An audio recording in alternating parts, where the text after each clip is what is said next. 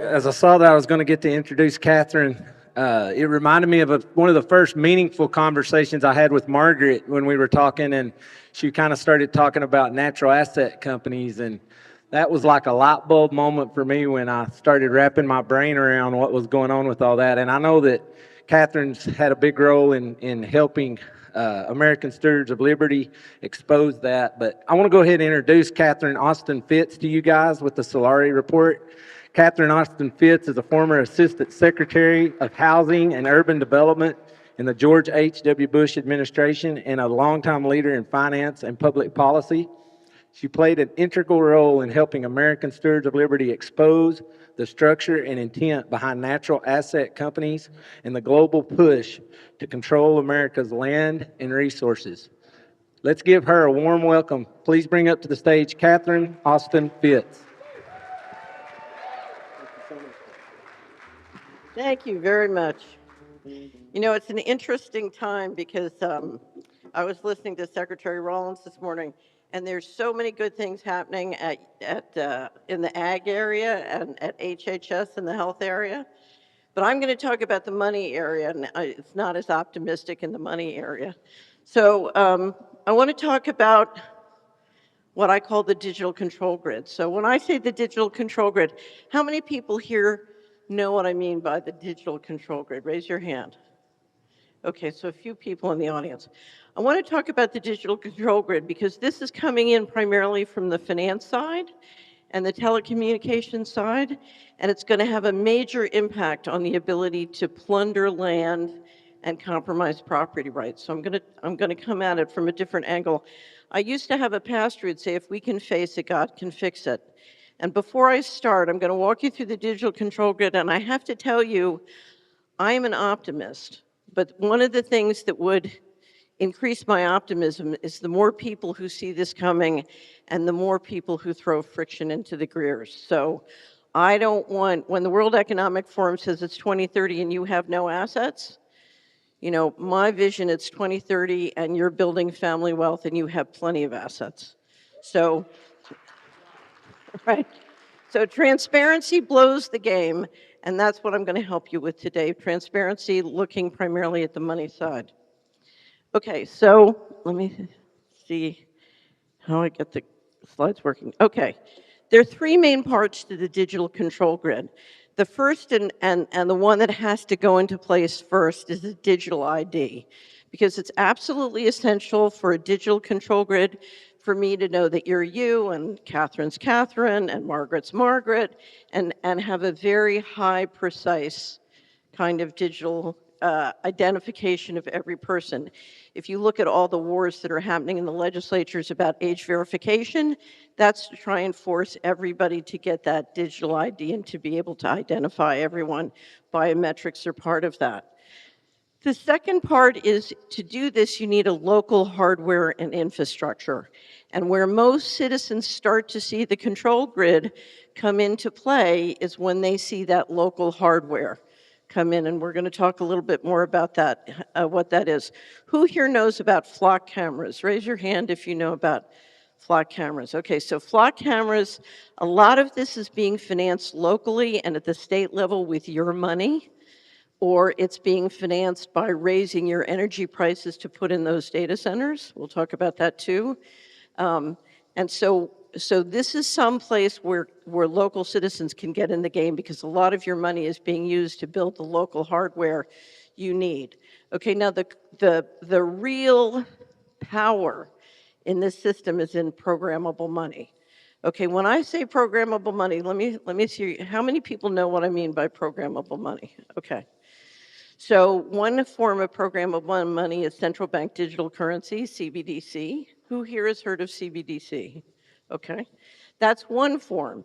But you can take that same technology and put it with stable coins and asset tokens on a digital blockchain and have programmable money in sort of a public-private form as opposed to one directly controlled by the central bankers.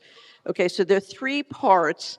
And as you listen to the news and go through the world, these are the three things you want to make sure don't arrive at the place they're trying to get to, because when they snap together, it goes into a system where literally if they have a pandemic and they say you can't leave your home, your money won't work when you leave your home. If they say you can't buy pizza, your money won't work to buy pizza. If they want to raise taxes, they just do it and take it out of your bank account. That's programmable money. Okay, so as I said, I've been tracking the digital control grid since 1998, so for a very, very long time. One of the things that happened when the new administration came in last January or January before last, is the digital control grid, which had been steadily being built, suddenly accelerated. And in fact, so many things were happening so fast that we started to just weekly at the Solari report collect up the things that had happened to build the digital control grid. And if you go to Solari, we update it weekly. It's called the Fast Approaching Digital Control Grid. And the bankers are moving very fast. Now, somebody often says to me, well, you know, the president's not for total central control. How can this be? So let me just put you in the Oval Office for a second. The US spends $6 trillion a year. $4 trillion of that comes in tariffs and taxes and fees and revenues, and then $2 trillion is borrowed. And it's borrowed by a system of dealers operating under the New York Fed, who is the federal government's bank account, okay? So James Carville once said, he said, when I die, I want to come back as the bond market because you can control everybody, okay? So essentially, the bankers are in control. Why is that important? For over 100 years, we've had a balance of power between the bankers running monetary policy and the people's representatives running fiscal policy. That's why election integrity is so important to all of us.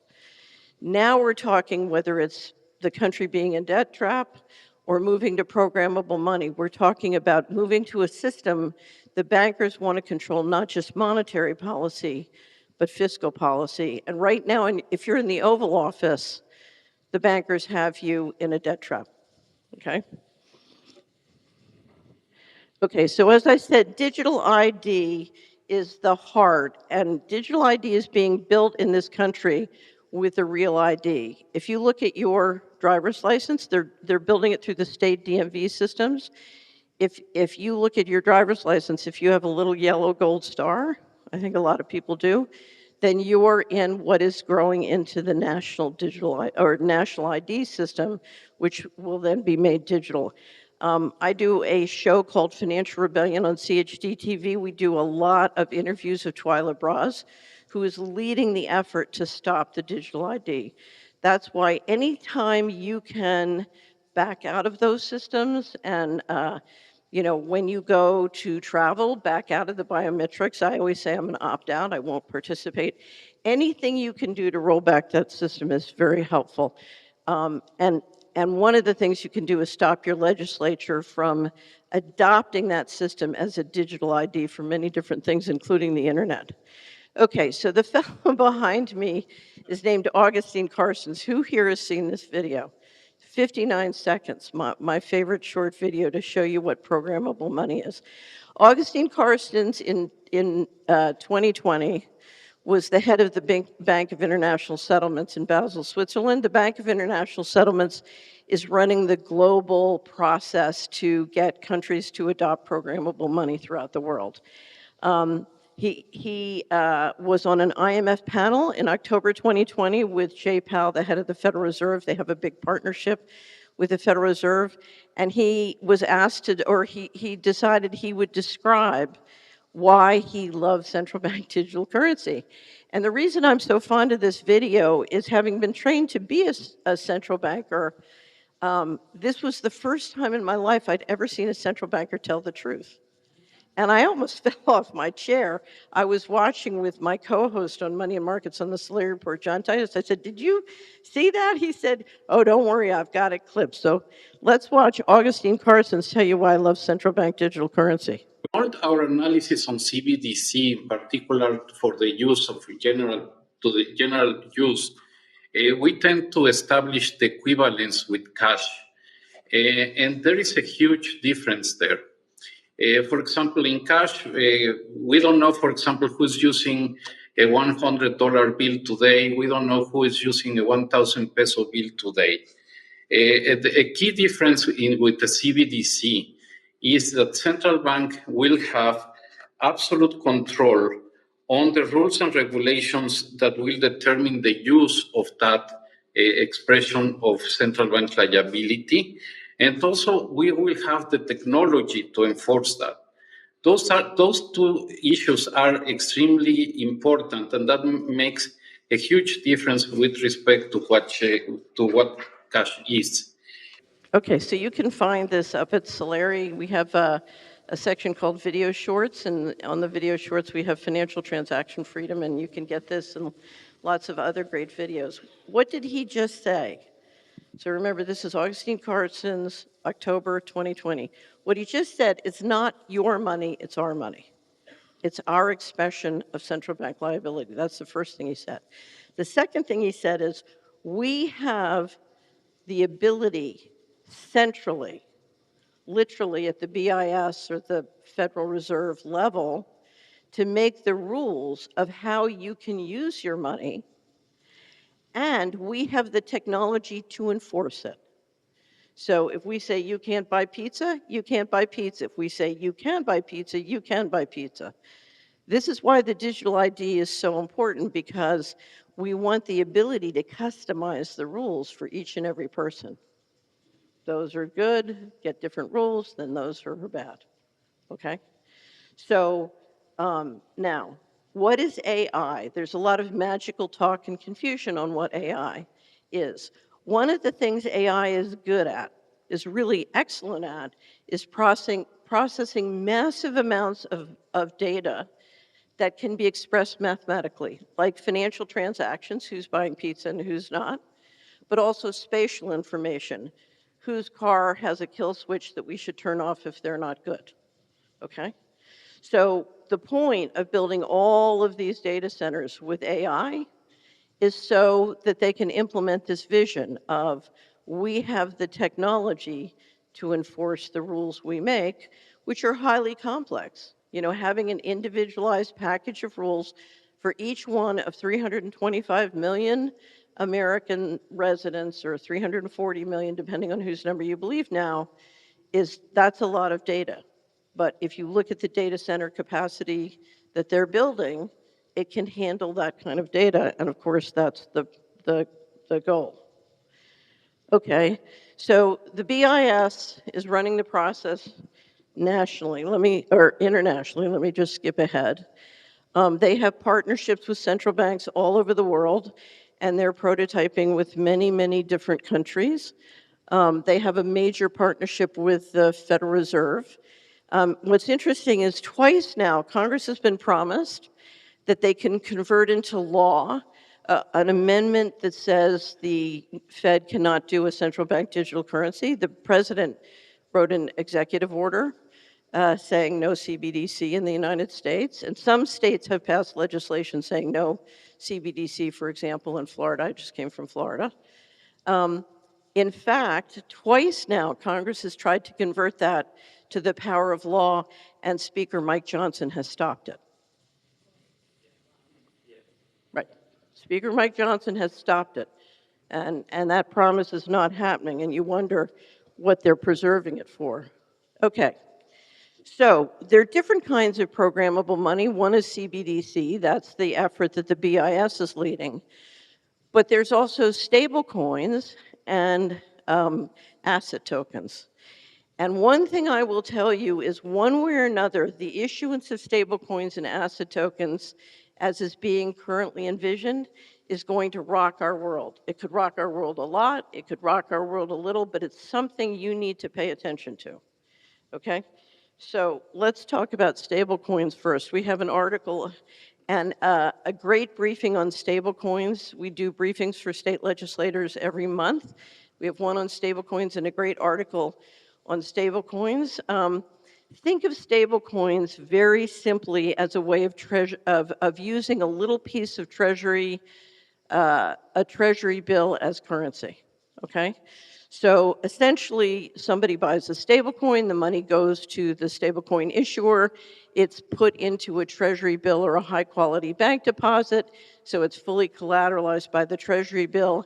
And the hope is by using stablecoins and issuing all around the world, you can attract a lot more money from retail around the world into the treasury market, and this will help extend the dominance of the dollar. However, if it's on a distributed blockchain, then it can be converted into programmable money. And if you look at how the Genius Act is organized, it's organized so that everybody has to comply whatever the rule system is that comes in through the US Treasury. So now, the Genius Act authorized and set up the regulatory framework for stablecoins. We have a new act working its way through Congress. The House passed the Clarity Act. The Senate has come up with a response, and there is enormous debate. And this is to create the regulatory framework for asset tokenization. If you listen to the people who are the most prominent in managing the securities and banking markets, what they say is they're going to take $250 billion of global bonds and stocks and securities and tokenize them and trade them with assets. So for example, Coinbase is now early this year issuing several different stocks, tech stocks, as asset tokens and encouraging people to trade them on distributed blockchain with 20 times leverage.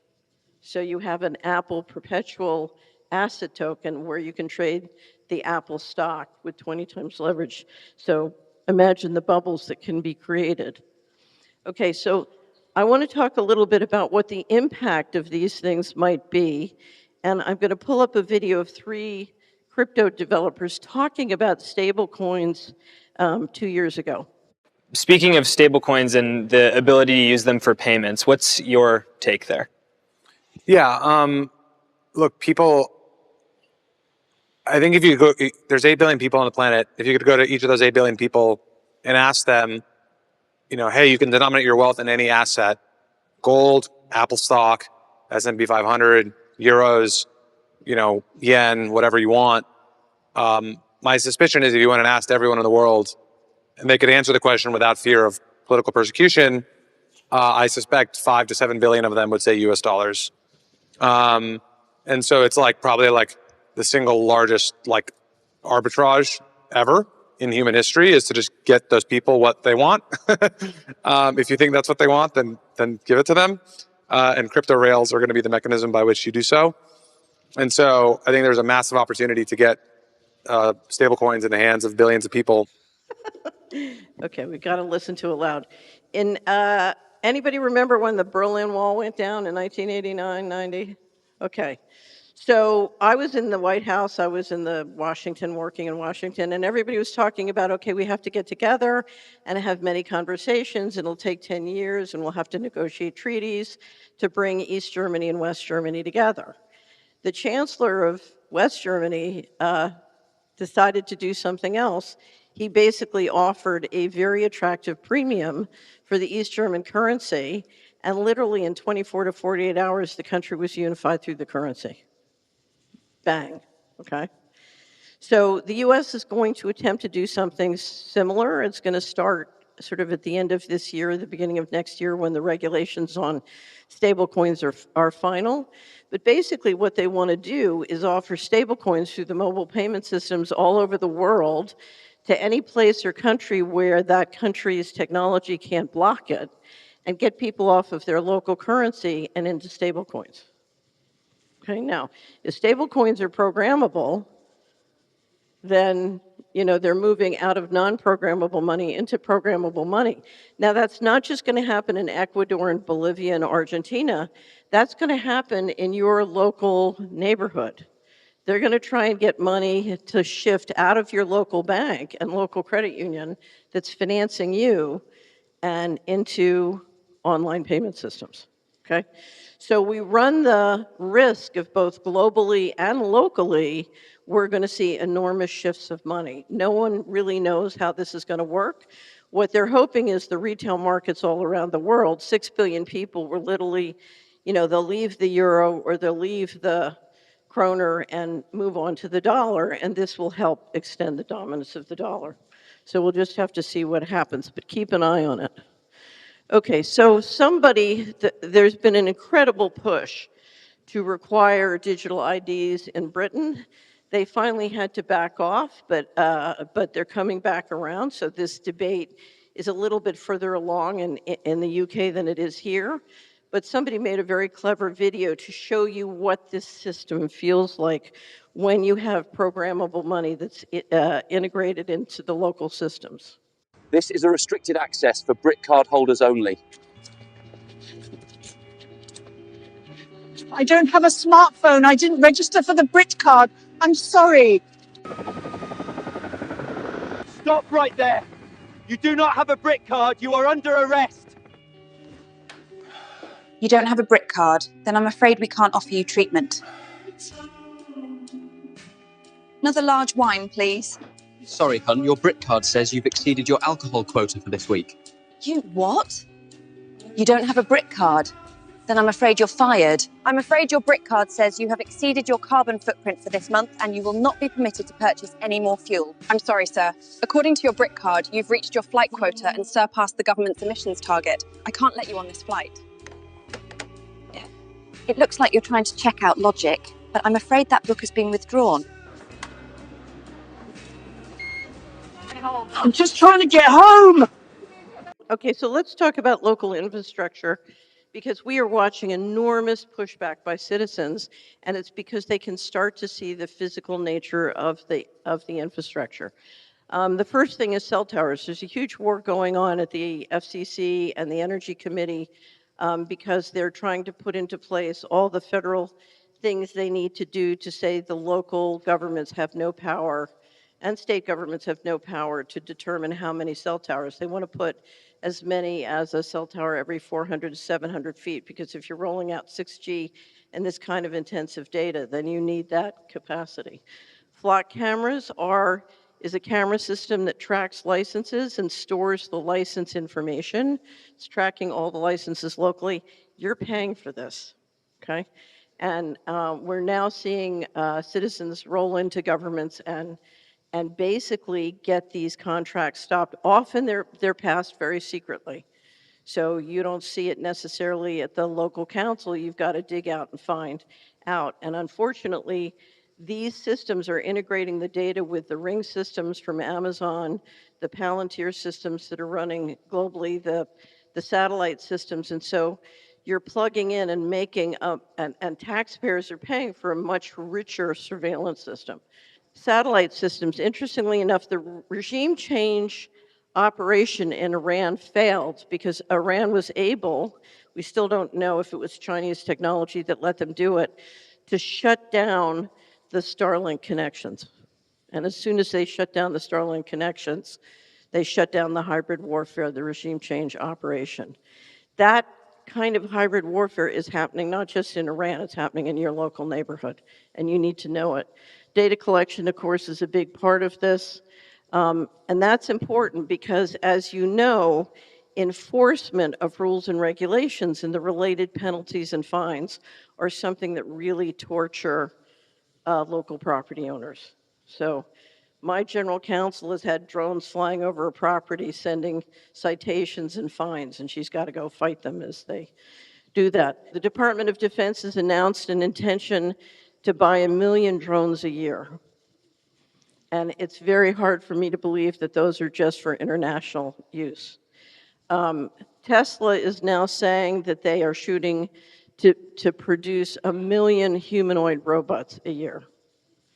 And if you look at the enforcement systems around the country, they're planning on using some of those drones and robots. I talked about the data centers and AI, but what's important to understand about the data centers and AI, they are the basis, they are the brain of the digital control grid. And if you look at their environmental impact and their impact on farmland and their impact on energy prices, it's quite devastating. And if you realize that a lot of taxpayers' money is going into paying for this directly or indirectly, again, we're paying to build our own digital control grid. Power lines is also an issue, and I don't need to tell you about that, but the power demands of the digital control grid are absolutely extraordinary. And so we can expect it to absolutely raise the cost of energy for all of us. One thing that we've spent a lot of time talking about at the Solari report, and there's a wealth of information, is unfortunately this system uses military-grade neural warfare to impact what we think and what we feel. And it's something you need to know about when people say, why are those people acting so crazy? It's one of the reasons they're acting so crazy. So I don't know if anybody ever saw where was it? Was it Chuck E. Cheese?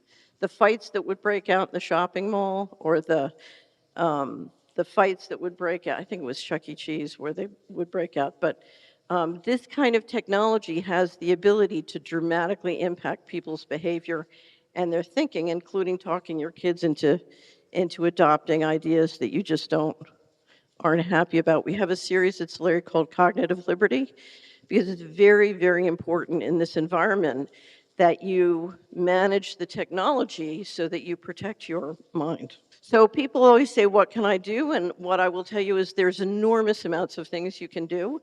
Everybody should do what they're led to and feel comfortable. I always, I had one friend who was in her 90s, and she said, I'm too old to do anything. I said, don't be ridiculous. You can pray. Prayer, at the root of this is a spiritual war. And so one thing we can always do is pray. We have a financial transaction freedom website at Solari, and it's got a wealth of information of what you can do. But let me just hit some of the highlights. So you can do things in your personal life, which are critical. You can do things as active in your local community, and then you can do things at your state level. And you can pass the information on, because transparency makes an enormous difference. The most important thing after prayer you need to do, what is it? Can anybody guess? Use cash, okay? We can't have programmable money unless we have 100% digital system, okay? So anything you do to roll back the digital system, I hardly use a smartphone, but when I have to carry it with me, it's in a Faraday bag. We sell Faraday bags at the Solari report, so it's in a Faraday bag. Go analog. Remember, I used to swing around billions of dollars on Wall Street simply with landlines and number 2 pencils. I own a lot of number 2 pencils, but use cash whenever you can, and encourages businesses to use cash. If you count up how much money credit card and other financial transaction fees are taking out of your community, it's unbelievable. We have a team cash at Solari. We promote legislation to support cash. The head of our team cash is up in South Dakota. She calculated there are 1 million people in South Dakota. You know how much the credit card companies take out of South Dakota every year in fees? $750 million. So you spend 100 in a local community and you keep spending it in cash, and after days of it transacting around, you still have $100. You transact it with credit cards, and after a few days, it's all gone. Okay, so, cash is one of the greatest things. Now, I'm not saying stockpile your wealth in cash. I'd rather have gold, because the dollar is being debased. But for transactions, cash absolutely is the way to go, and it offers you much more privacy, because you want to keep your data out of the data beast every time you can. So this is somebody checking out at the grocery store, and the checkout lady has a little New World Order thing on her thing, and she says, how would you like to pay, cash or slavery? So people always tell me it's convenient, and I keep telling them slavery is not convenient. Okay, I used to be an investment advisor for 10 years. I no longer am an investment advisor, but one of the things I will tell you, if I were to roll up all the 401ks and IRAs in this audience and take a look at what stocks you own through the index funds, you're financing the building of the digital control grid. Where you shop, where you donate, where you put your money. If you go through everybody's income statement and balance sheet, we're building the control grid and we're financing the control grid, and we have the power to stop it and shift our money into building the kind of future we want for our kids. So as I said, now, there are many things you can do at the state level. One of the beauties of being in America is the power is not reserved to or delegated to the federal government by the states, are reserved to the states. So at Solari, we have model legislation to stop programmable money, and we now have bills in several states around the country, and we're working with activists in other states so that the states have the power to outlaw programmable money. Some states have outlawed CBDC, but we can outlaw programmable money. We can also pass legislation to protect cash so the system can't go all financial. And if you're interested in working with us on that, I would check out the model legislation section at our Financial Transaction Freedom website. Okay, one of the most important things you can do is preserve and grow family wealth.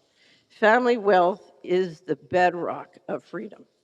And so while we're trying to stop the central control, we also have to do everything we can to build family wealth. And at the heart of family wealth is owning the land and not having our property rights compromised, which was why I was so delighted when we met Margaret and Dan and saw everything they're doing. Okay, the key to building family wealth, I think, is raising healthy children. That's why I'm so glad to see what Secretary Rollins and Secretary Kennedy are doing at HHS and the Department of Agriculture. But what I will tell you is we're just about to publish a big piece on student loans. The educational system of this country is destroying our children. And so one of the things we've just launched, and we're starting it this month, is something called the Young Builders Program. Our subscribers kept saying, look, I need a way of getting your knowledge and curriculum and teaching the young people. And so we've started to do that. And without the kids, we're not going to have a future. So we need to do everything we can to teach the children how to build family wealth and how to avoid getting tricked by all of these different systems. Okay. So one of the things that is the most frustrating, I've been trying to track and stop the digital control grid since 1998. And one of the things that frustrates me the most is you will see these incredible people who are doing amazing work to slow it down and stop it. I had the privilege of working with Margaret and Dan on the fight over NACS. I cannot tell you how many state legislators look to them for intelligence, for insight, for advice. I can't tell you what an amazing impact they have.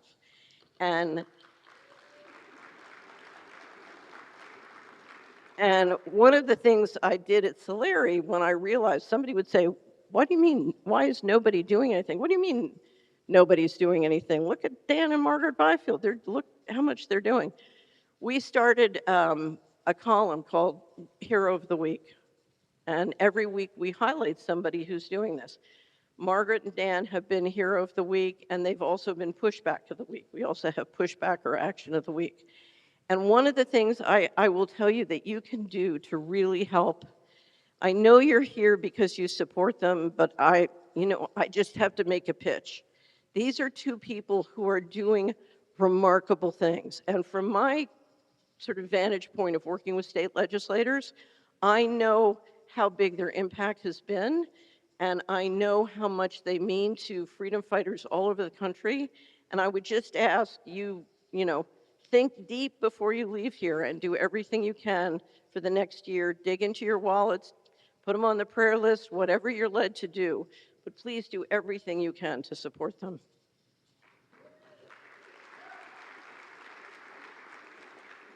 Okay, so I'm told we have time for questions. And if you see how many people raise their hand how many people feel like now they understand what the digital control grid is? I said we have a few more hands. Okay, so. At this time, I'm going to make a little introduction because Shad Sullivan's going to come up and help moderate for you when you do questions.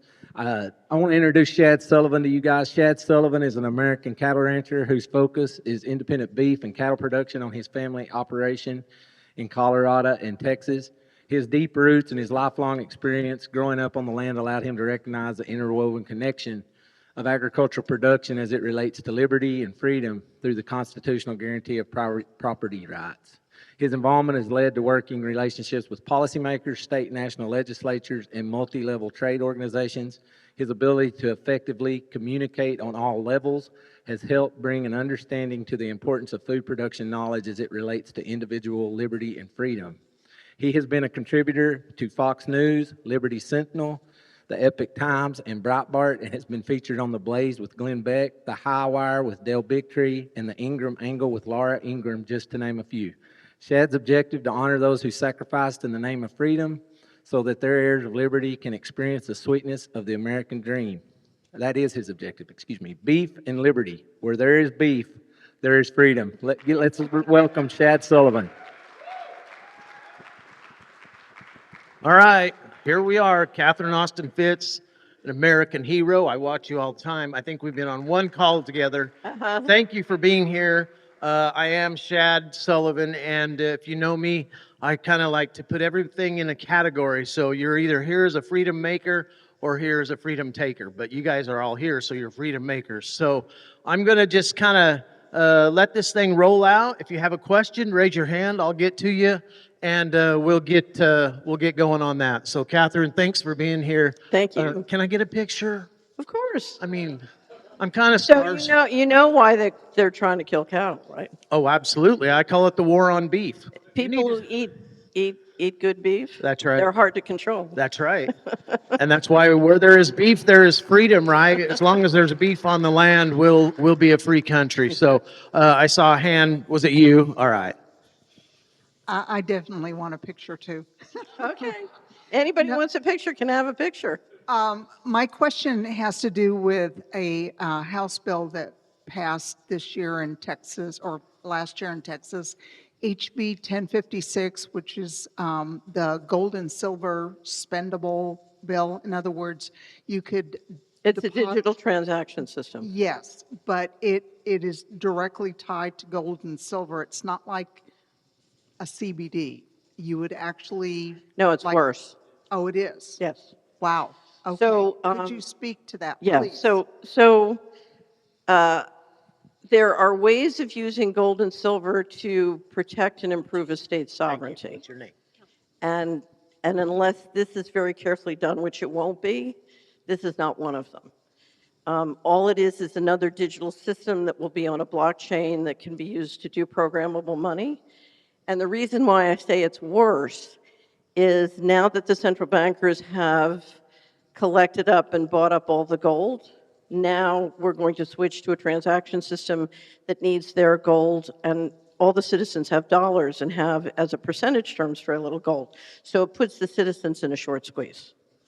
So I'm not saying that you couldn't do a gold transaction system. The first thing a state needs to do is it needs to build an inventory of gold. I believe Texas started a Texas Bullion Depository, but then they sold off their gold, right? Do they have a gold position now? You have your own depository, which was great. It's the only one in the country. But I believe you sold your inventory. I'm not sure. Okay, so anyway, so we just finished doing 2 briefings on state gold systems.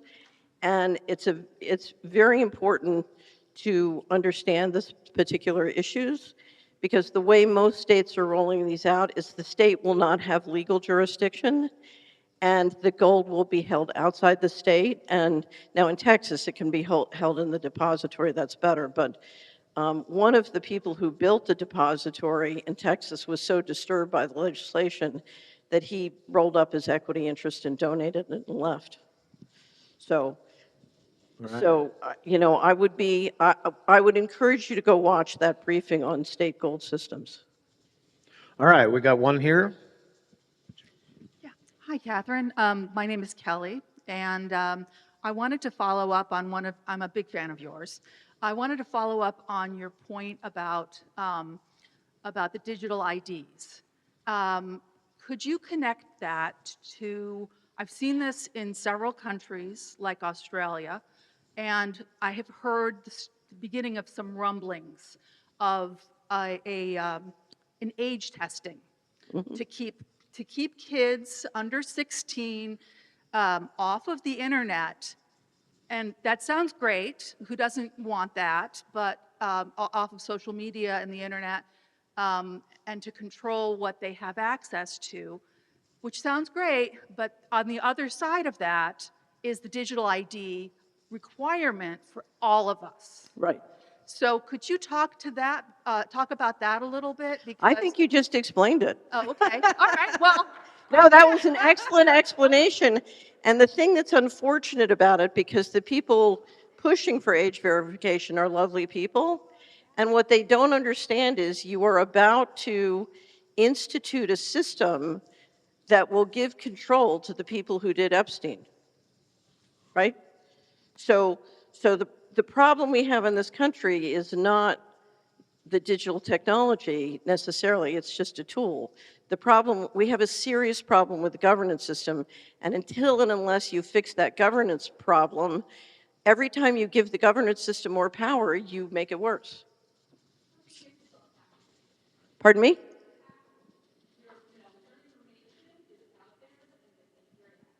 Okay, okay. We keep trying.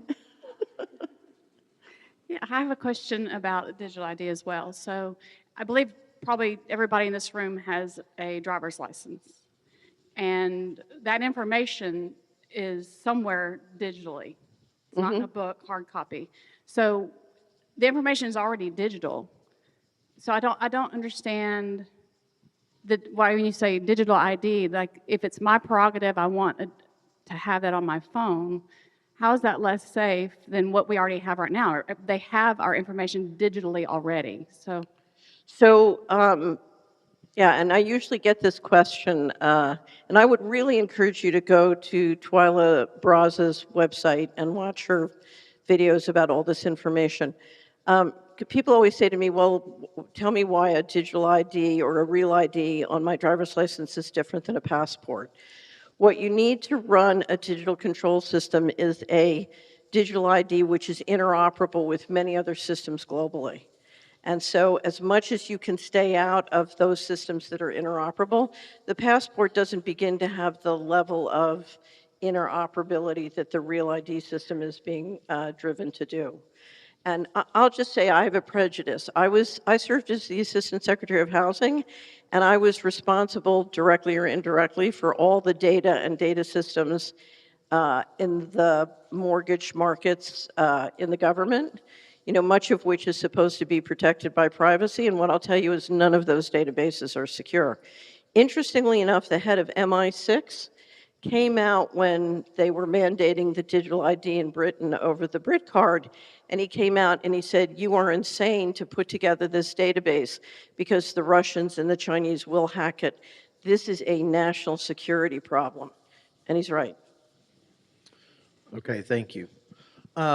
Any other questions? I guess I have one question, just to go back to the foundation. Can you explain in the agriculture world very shortly what blockchain means?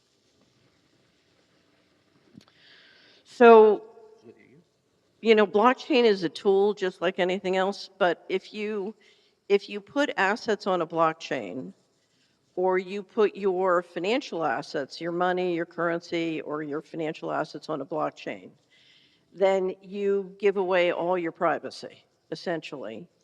And if that blockchain can be digitally accessed and controlled centrally, then you will find yourself subject to the whims or the wishes of all sorts of parties that you don't want to be subject to. And it's not just blockchain, it's any digital technology. I've never met a digital system which is secure. For many years, I did due diligence on Bitcoin, and I'll never forget, I did about 100 hours of due diligence on both Bitcoin and blockchain, and then I flew to Baltimore and sat down with Bill Binney for an entire afternoon. Bill Binney was the top technical director at the NSA. And I got to him with my questions, and when I walked out of there, I realized, ain't no security. My name is Bob Ryan. I'm a county commissioner of rural Kansas County, and I have kind of a couple questions. It'll stay on that theme of digital currency and just trying to understand asset tokenization and stable coins, right?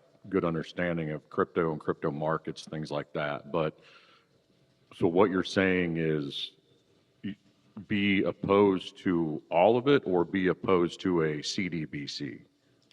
So I would be, yeah, so that's an excellent question.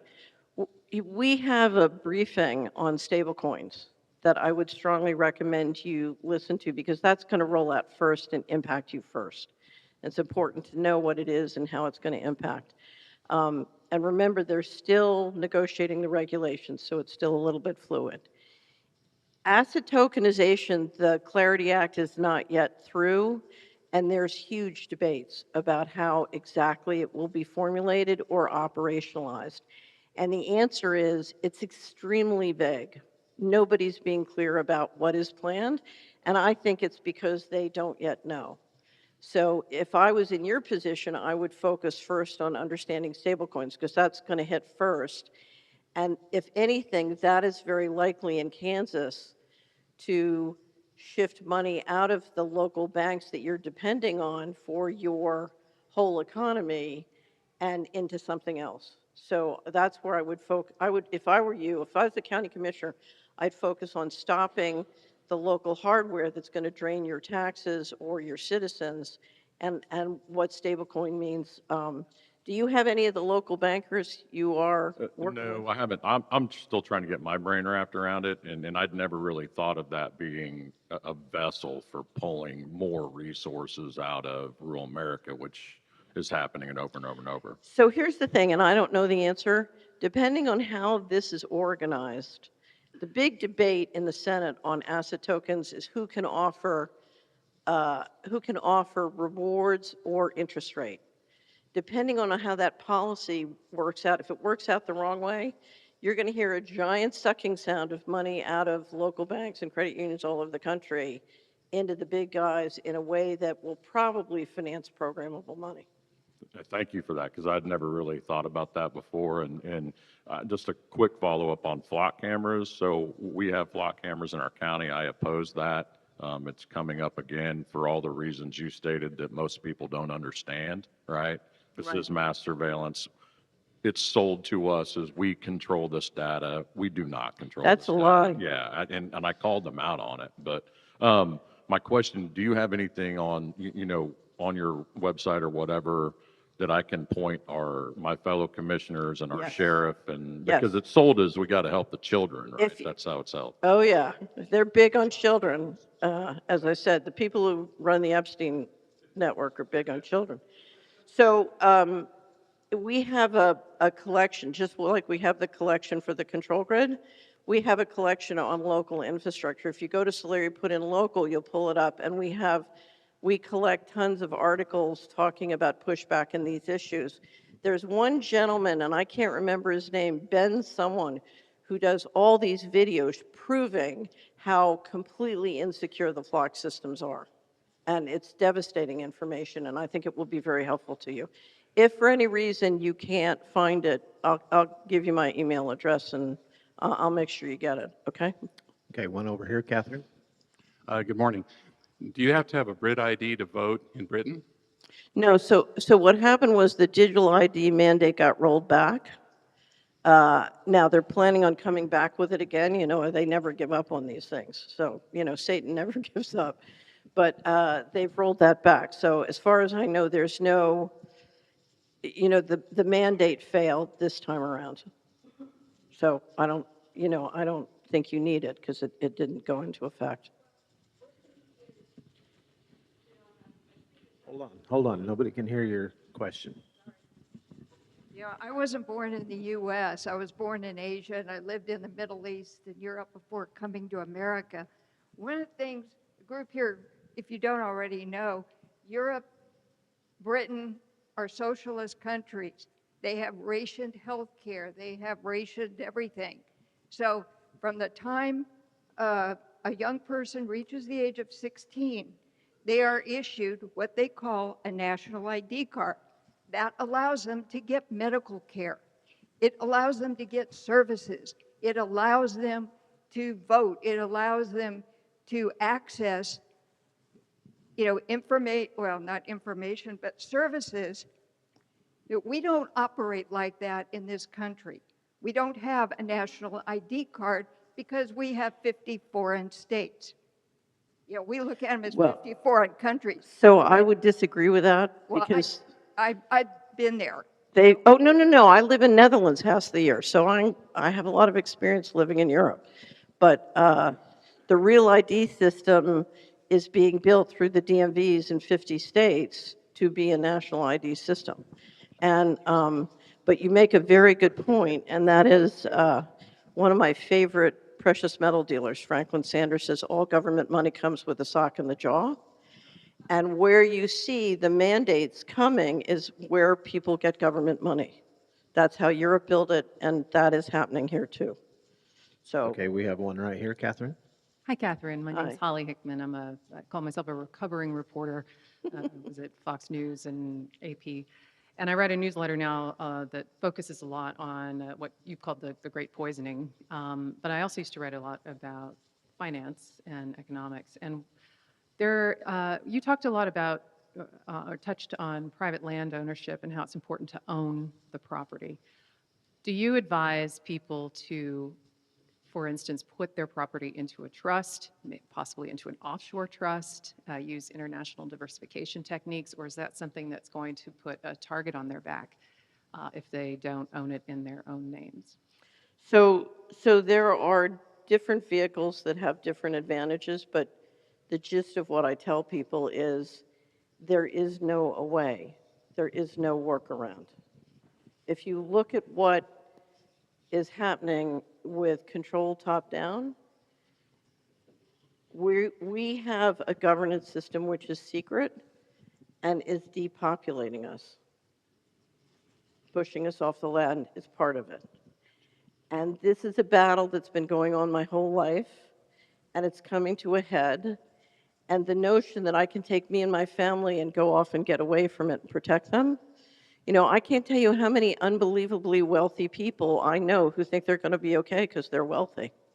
And they don't understand once this system snaps into place, in 1998, I was really wealthy, bam, overnight.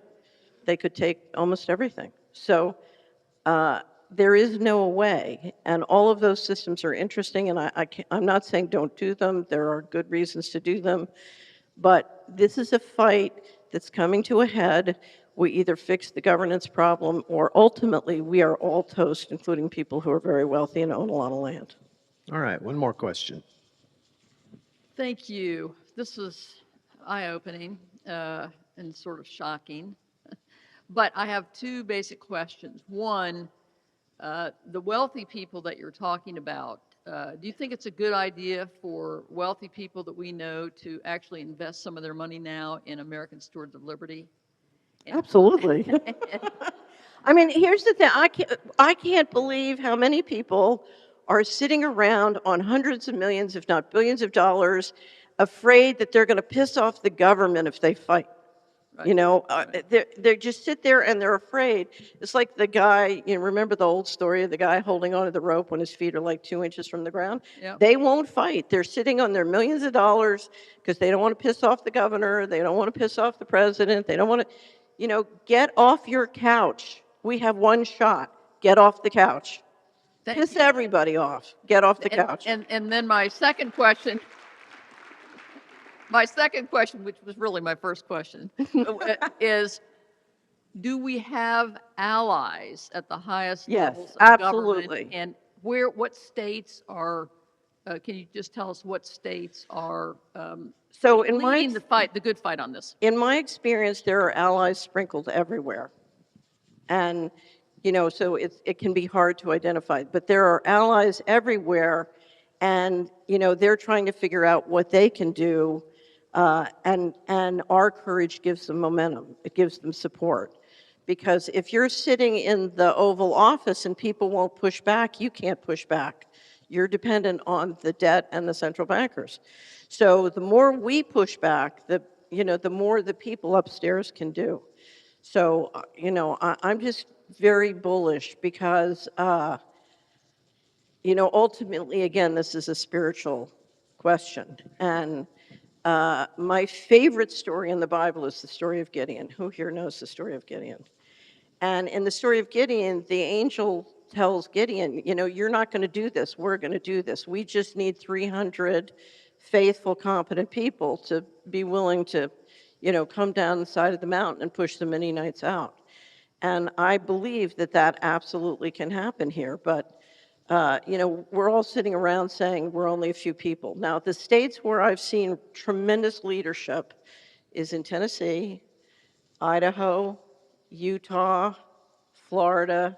DeSantis has done a remarkable job on many of these areas. Once he rolls out, I just came from Florida, everybody's scared what's going to happen when DeSantis rolls out. Those are some of the states. New Hampshire has done a lot. Anybody, I'm sure Wyoming, there are other states, but they're sprinkled everywhere. I know there's some great people in Kansas and Missouri because I've been out talking to them. So, but I can't tell you how much they could do if we could just take our eyes off the national entertainment and spend some real time helping the state and county legislators. What a difference it could make. They hardly get any support, the good ones. Great questions, everybody. Thank you very much. Give Thank you. Catherine Austin Fitts a hand. Thank you. You talked about it being a spiritual battle, and I would echo one last thing too. Read your Bibles.